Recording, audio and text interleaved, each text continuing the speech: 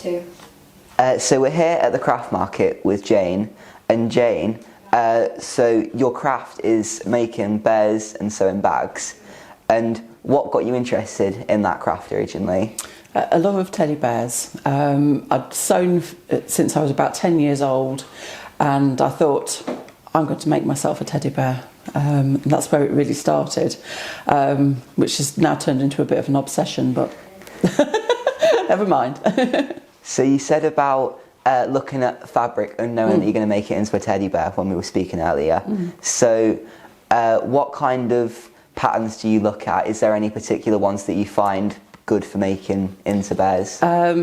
It all depends on the fabric I purchase. A lot of my bears are made from German mohair. It depends on the pile. If it's a long pile, I tend to go for a larger size bear. If it's a short pile, I go for a smaller bear. So I often buy a piece of fabric and think I'm going to make that out of it, and it ends up being something completely different.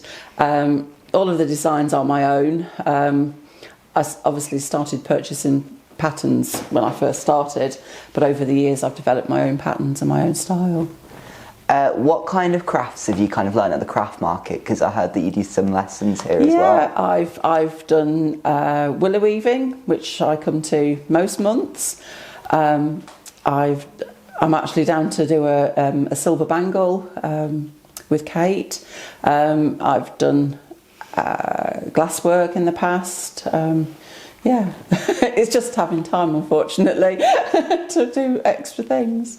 What makes the craft market so special? Like, is there a certain thing that makes this craft market different to others? Everybody's just totally different, although we've probably got maybe 2 or 3 people that do glasswork. Everybody has their own style and their own makes.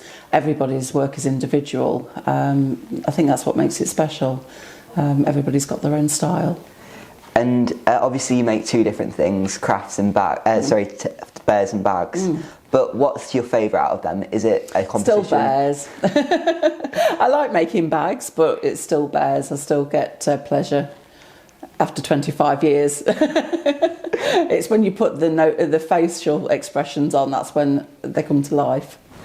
How do you feel about the craft market 10 and 50? So I think it's a big achievement. Craft on the whole did sort of have a bit of a decline a few years ago, but I think certainly after COVID, I think there's a lot more people that have got involved in crafts and hobbies themselves, and I think there's a lot more people who have got appreciation of people's work. Have you got any things that you're planning on learning in the future at the craft market? Hopefully it will continue for 50 years longer. I would love to. Well, I like doing jewellery making classes. I might do some more glass classes in the future. It's just what takes my fancy. I might even give a painting a go one day. But yeah, but they're certainly enjoyable and enjoyed doing them. And finally, is there anything you're planning on doing for the 50th anniversary? I made a special bear which has actually been raffled, and the proceeds went to Alford Fire Station. I have done a class already with a replica bear done in special gold mohair for the 50th anniversary.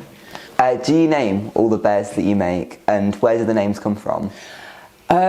This range of bears are all got Lincolnshire names, actors, just well-known people. What was his name? His name's Newton, from Isaac Newton. I made another one, Wesley, after John Wesley. I need to make some more. I don't just keep looking on the internet for local names. Other ones, they can sit on my table for a day or so and see what the name sort of suits them. But this range, because they are just specifically for Alford, I've got Lincolnshire names. Will there ever be a Morty bear? Don't rule anything out. I'll keep it on my list of names to you, so watch this space. Thank you. Thank you.